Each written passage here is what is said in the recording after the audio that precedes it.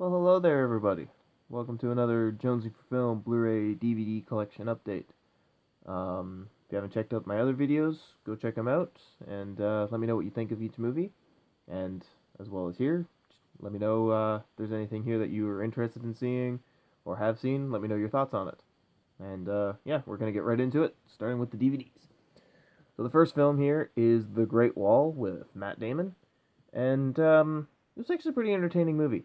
I knew a lot of people were kind of meh about it. It didn't really get a warm reception. Um, it was pretty panned by critics, but I also know that overseas it did really well, and I can see the China market would definitely be more beneficial to this than the American one. But as it stands, I actually found this to be pretty entertaining. The action was pretty exciting, and some of the choreography was pretty fluid. Um, the CGI monsters were horrendously CGI, and it did leave a lot to be desired. There was a couple of side plots, especially with Willem Dafoe's character, that could have been replaced with something else. But overall, I had a good time watching this, and actually do kind of look forward to rewatching it later in the future. The next set is the four film favorites Jim Carrey collection. I've seen half of these movies, Mask and Yes Man. I know I've never seen Dumb and Dumber. I was never one that was really on my radar to watch when I was younger. In fact, when I was younger, I never really liked Jim Carrey, mainly because my dad didn't. So it was kind of that like, what you monkey see, monkey do.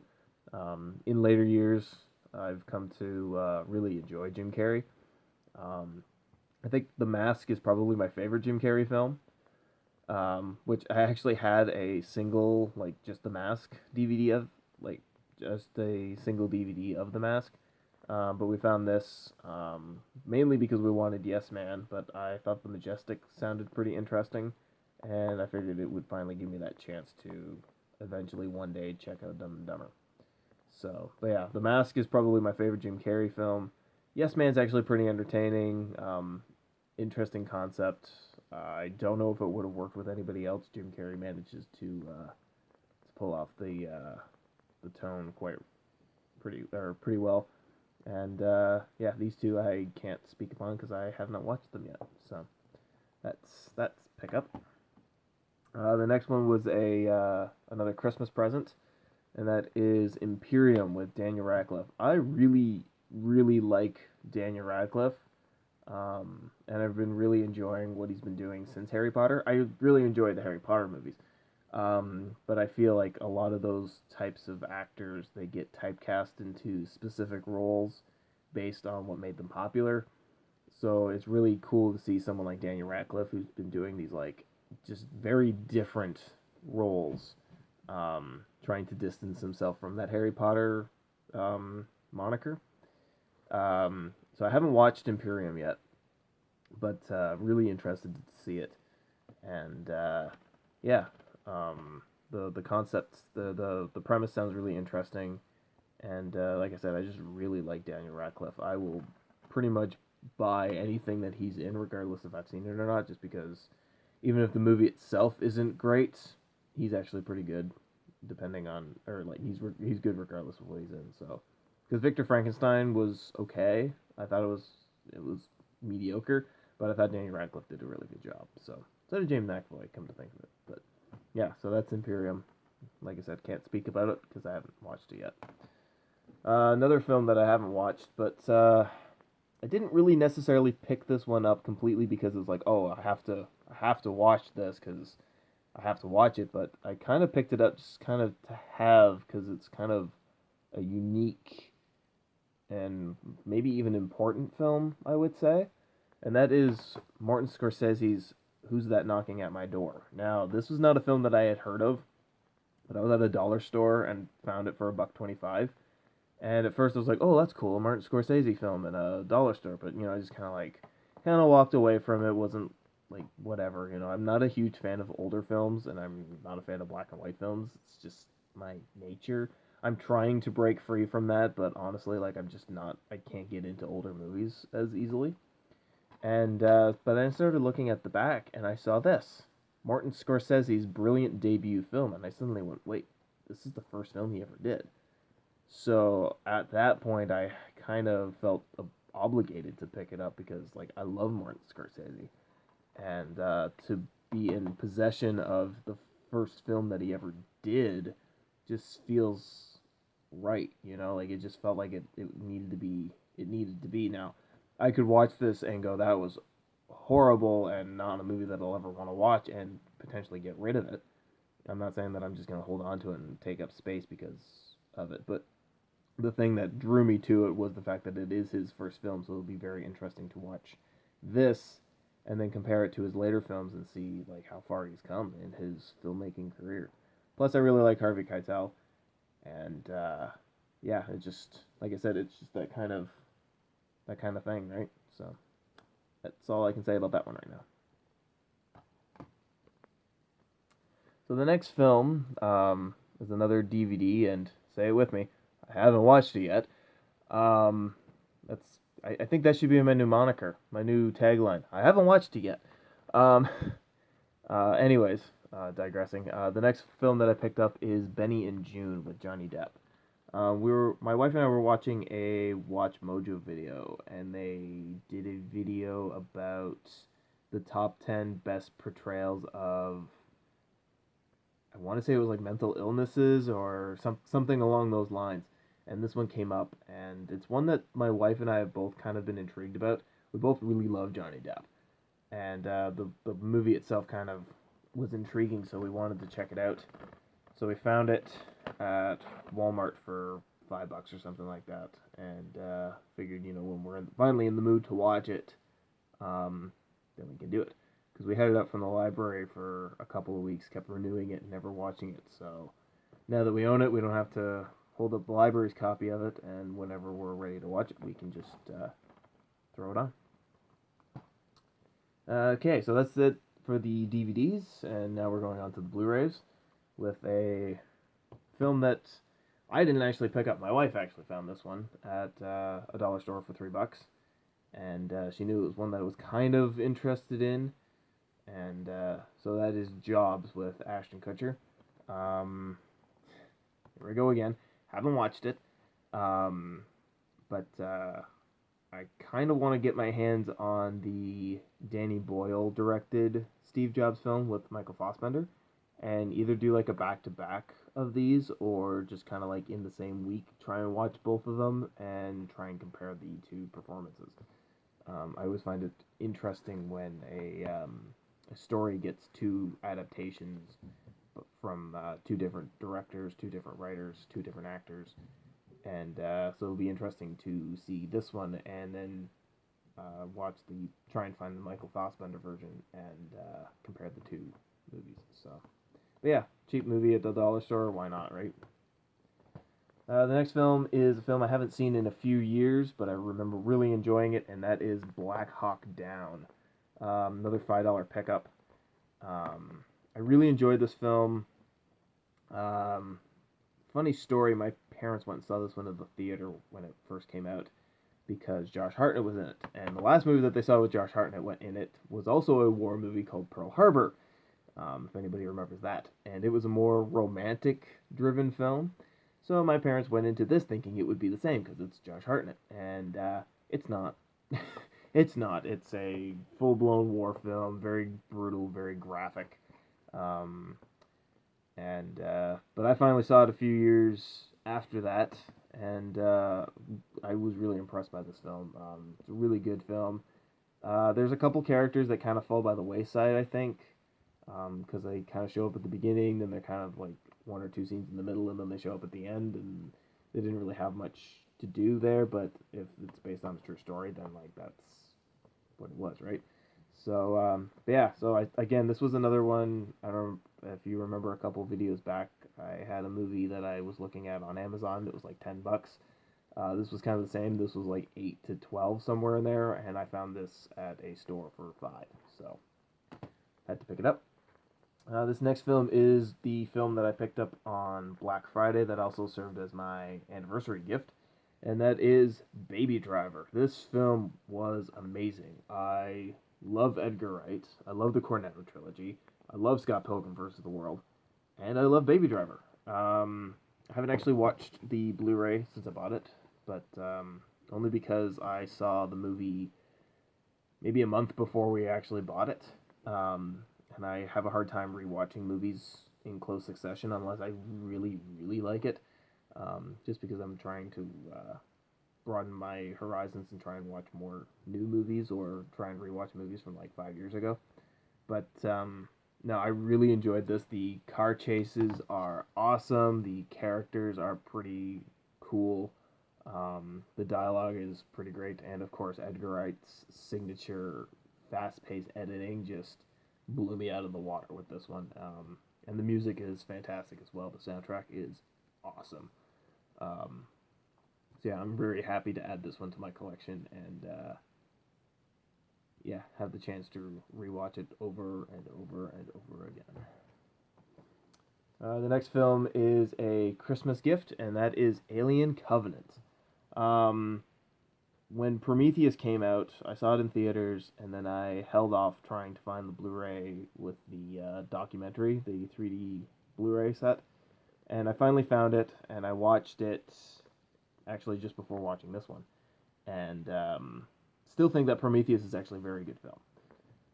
But we're not talking about Prometheus, we're talking about Alien Covenant. But the reason I bring up Prometheus is because I knew that this followed Prometheus, and I wanted to kind of refresh my memory on Prometheus. And before watching this, because I didn't know how much it tied into, because I knew that it loosely tied in, but not completely. And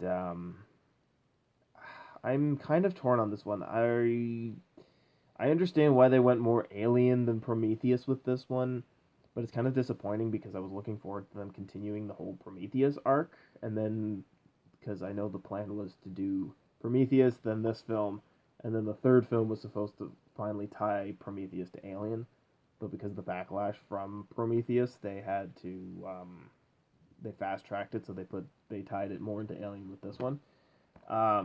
So story wise, I wasn't exactly like completely fond of, and you can kind of tell like the tonal differences from when they go from being like a Prometheus successor to being an Alien successor or predecessor, whatever you want, however you want to put it.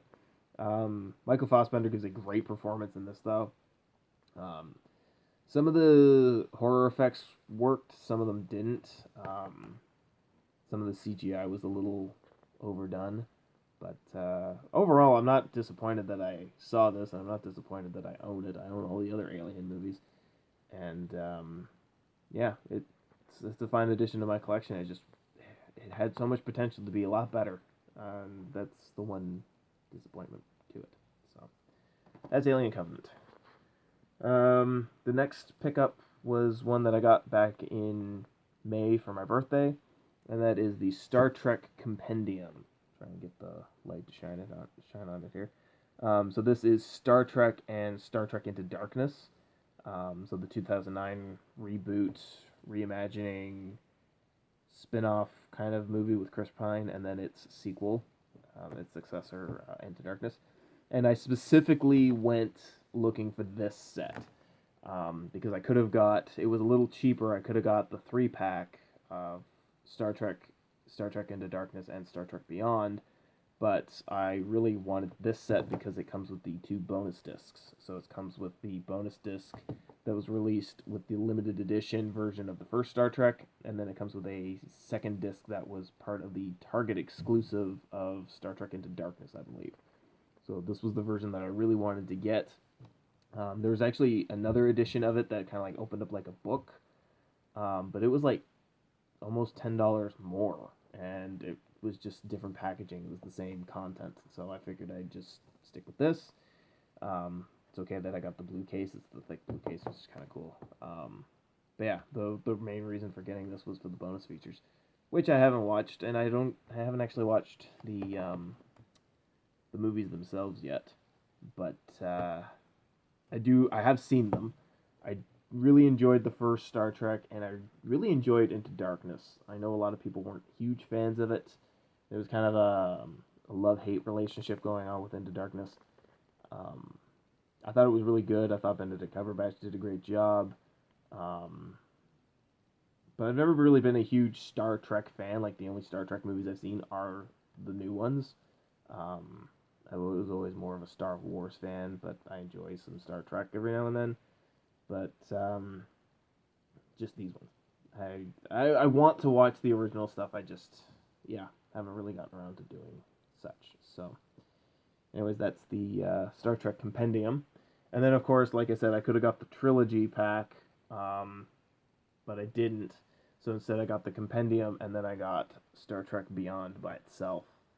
Um, it was, like I said, it was a little bit more expensive to do it this way, but I got all the bonus features from the Compendium set, and that's really what I wanted. So, well, I wanted the movies too, but like I wanted it all, right? So, but Star Trek Beyond is very well done. I think Justin Lin, it was Justin Lin, right? Yeah, Justin Lin did a pretty good job on this one. Again, I know a lot of people were kind of hit or miss with this one. I thought this one was actually pretty well done. I think this is probably the second best. Like, I know I enjoyed Into Darkness, but I think this one was actually a little bit better. And but I think the first one's still my favorite out of the three. But good performances. Idris Elba completely unrecognizable under all that makeup. I'm still actually very shocked that Suicide Squad won best visual effects or best makeup effects over this. But I don't really put much stock into the Oscars anyways. I watch them and that's it. And I just kind of go, oh, okay. But yeah, Star Trek Beyond was really good. Good action scenes. Yeah, that's really all I got to say about Star Trek Beyond. And the last film, we're going to wrap this up here. The last film is my all-time favorite film so far from 2017. I only say so far because I've missed quite a few films from 2017. I'm trying to play catch up instead of trying to focus on 2018 films. I'll just kind of watch those as I can. So I'm trying to catch up on my 2017 films. But as it stands right now, my favorite film from 2017 was Guardians of the Galaxy Volume 2. I know, I saw Baby Driver, I saw Split, I saw Logan. This was the film that just stood out to me. I have seen this film, I watched this film 3 times in a 4-month gap. 4-month? Something like that. I saw it twice in theaters, and then I watched it again on Blu-ray. I was very happy because a friend from work actually picked it up for me, which was completely blindsided me. But yeah, that was really awesome. So another reason to have this one kind of close to me was someone was nice enough to just get it for me. But anyways, talking about the movie itself, this movie was hilarious. This movie was action-packed. This movie was gorgeous to look at. The actors all give great performances. The characters are just amazing. This was a ton of fun. I haven't had nearly as much fun with any other movie that came out in 2017. And just in terms of sheer entertainment and awesomeness, it was Guardians of the Galaxy, hands down. I love the first film. I'm torn as to which one's better. I'm probably going to have to go with 2 because I don't think number 1 was my favorite of that year. But yeah, this movie was fantastic. I was so happy. The ending gets me every time. If you've seen the movie, you know. But I think I well up just about every time I watch this movie at the end. Yeah, this was just a phenomenal film, and I've been dying to watch it again, which just speaks volumes, because like I said with Baby Driver, usually I don't typically watch movies very, like, in quick succession like that. There's been a few rare occasions, and, like, depending on, like, what's playing at the drive-in, or, like, what's going on in my life, I sometimes watch a movie more than once, but this one I've been, like, dying to watch again, and I don't think I'm going to get the chance until, like, April or May, whenever, because I'm doing the Road to Infinity War, so whenever this one comes up in the repertoire, I think is the next time I get to watch it. but I could easily watch this now and then watch it again before Infinity War. So, anyways, that is it. That is the end of this update collection. Let me know what your thoughts are on these movies, and don't forget to subscribe if you yourself are jonesing for film. Thanks for watching.